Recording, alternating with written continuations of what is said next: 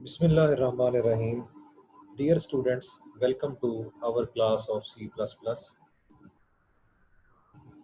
हम अपने ADP के इस कोर्स के सिलेबस के आखिरी हिस्से की तरफ आज बढ़ रहे हैं। आज हमने जो टॉपिक कवर करना है वो क्लास कंपैटिबिलिटी और पोलीमॉर्फिज्म से मुताल्लिक है। क्लास कंपैटिबिलिटी से क्या मुराद है? हम किसी एक क्लास को किसी दूसरी क्लास के साथ कंपैटिबल कब कहेंगे बिहेवियर वाइज, जब वो किसी दूसरी क्लास में मौजूद तमाम ऑपरेशंस को सपोर्ट करे।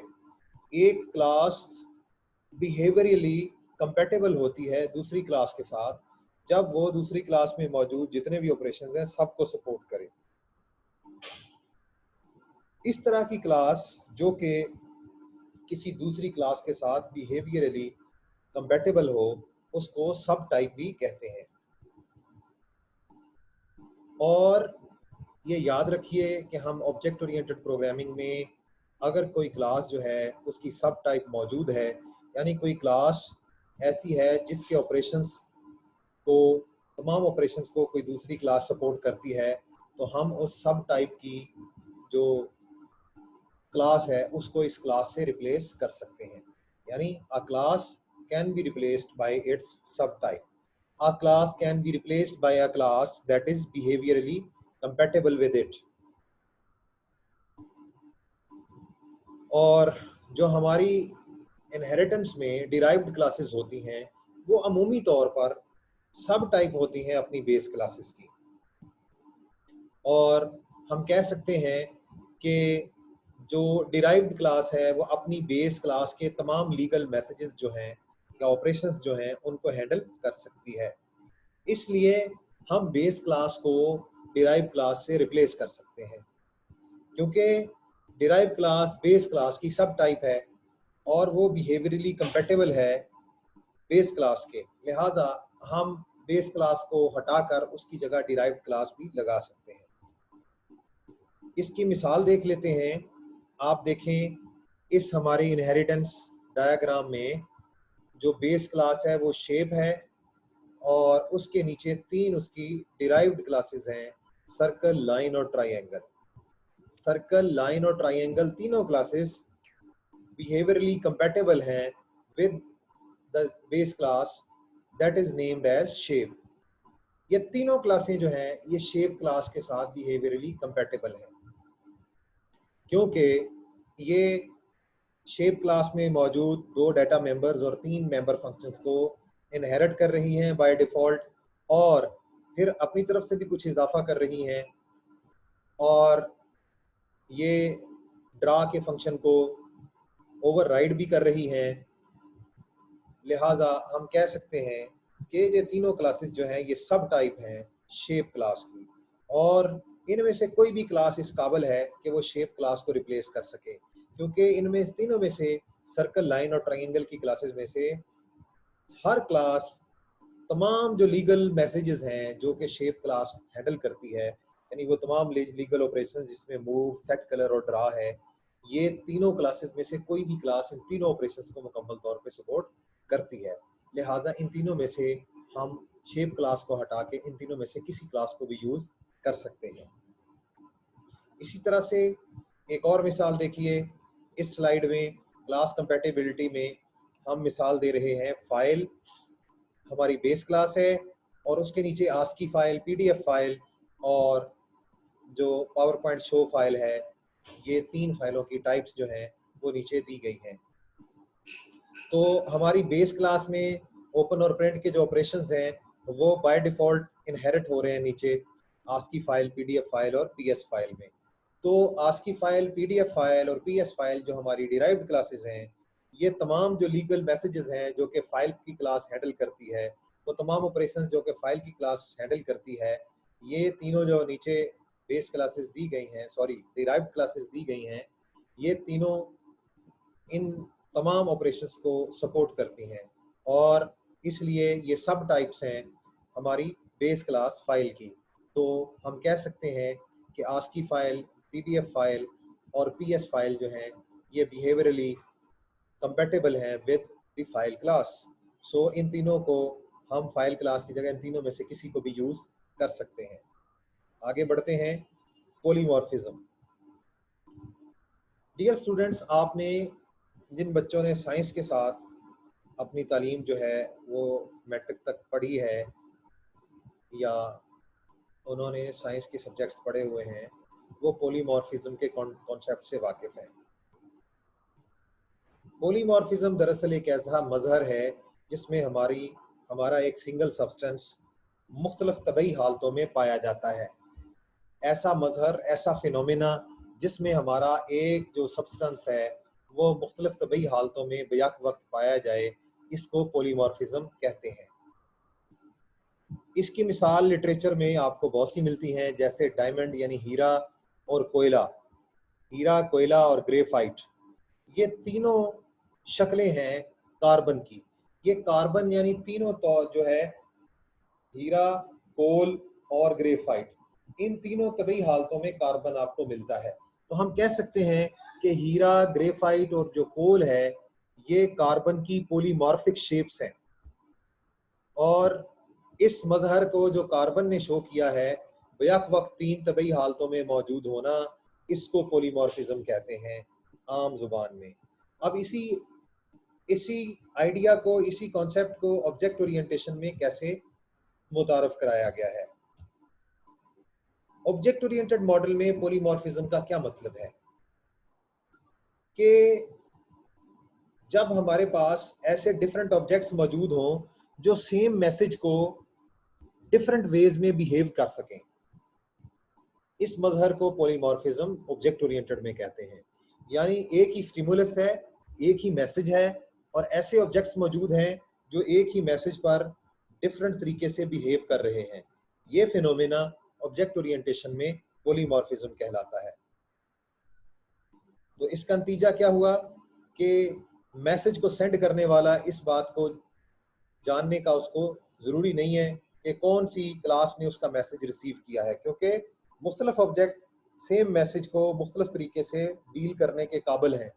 लिहाजा ऐसा मजहर जिसमें पॉलीमॉर्फिक बिहेवियर वाले ऑब्जेक्ट्स आपके पास मौजूद हैं, तो जो सेंड कर रहा है मैसेज, उसको ये बात जानना ज़रूरी नहीं है कि आगे कौन सी क्लास इसको रिसीव कर रही है और कौन इसके मैसेज को हैंडल कर रहा है।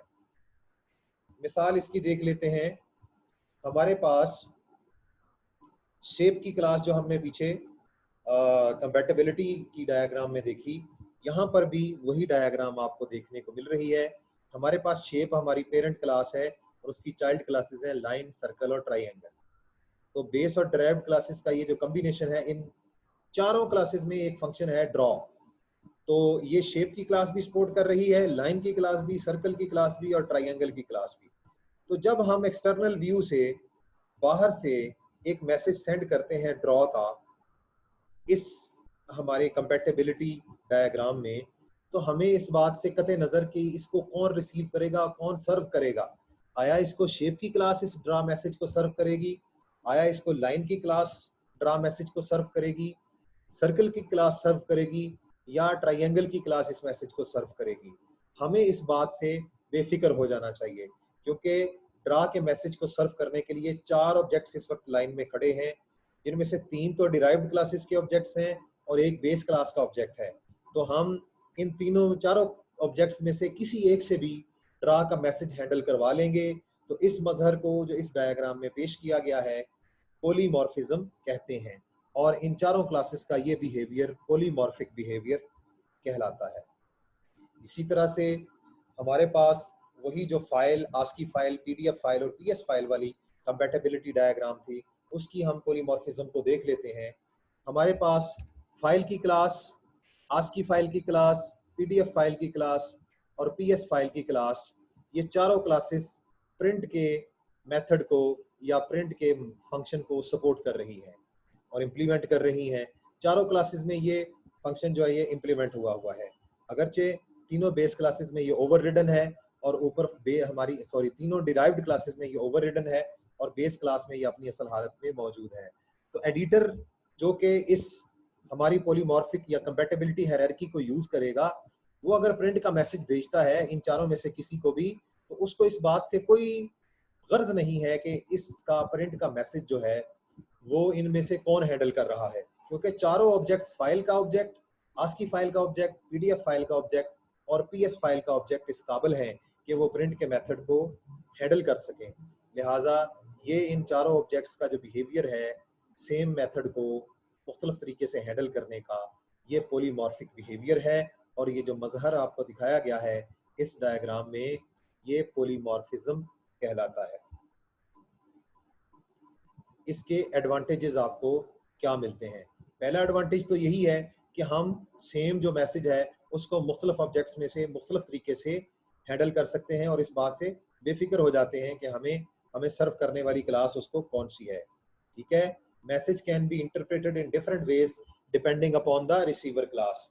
मिसाल के तौर पे अगर ड्रा का मैसेज लाइन की क्लास रिसीव करती है तो फिर कैसे ड्रा के मैसेज को हैंडल करना है।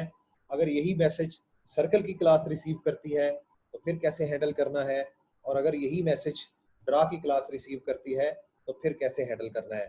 और अगर यही मैसेज हमारी शेप की क्लास रिसीव करती है तो फिर इसको कैसे हमने हैंडल करना है। तो हमें ये एडवांटेज होता है कि हम जो मैसेजेस होते हैं डिफरेंट, उनको रिसीवर क्लास पे मुनहसर है कि रिसीवर क्लास उनकी कौन सी है, हर रिसीवर क्लास में मुख्तलिफ तरीके से हैंडल करवा सकते हैं। और इसका एडवांटेज हमें ये भी होता है कि हम अपनी इस हायरार्की में एग्जिस्टिंग मॉडल में कोई तब्दीली लाए बगैर नई क्लासेस का इजाफा भी कर सकते हैं। जैसे पहले तो हमने 3 क्लासेस इनहेरिट की थी शेप क्लास से, अब अगर हम ये चाह रहे हैं कि हम एक स्क्वायर की क्लास जो है उसको भी शेप की क्लास से इनहेरिट करवा लें, तो हम स्क्वायर की क्लास को डिराइव्ड क्लास बनाकर उसको शेप की क्लास से इनहेरिट करवा लेते हैं और उसमें भी ड्रॉ का फंक्शन इम्प्लीमेंट कर लेते हैं। और हमने अपने एग्जिस्टिंग मॉडल में कोई मेजर चेंज किए बगैर एक नई क्लास का इजाफा कर लिया। तो ये भी हमारी पॉलीमॉर्फिज्म का एक एडवांटेज है। और पॉलीमॉर्फिज्म जो है ये बुनियादी तौर पे हमें रीयूजेबिलिटी और फ्लेक्सिबिलिटी जो है अपने क्लास स्ट्रक्चर्स में और क्लास हायरार्की में फराहम करता है।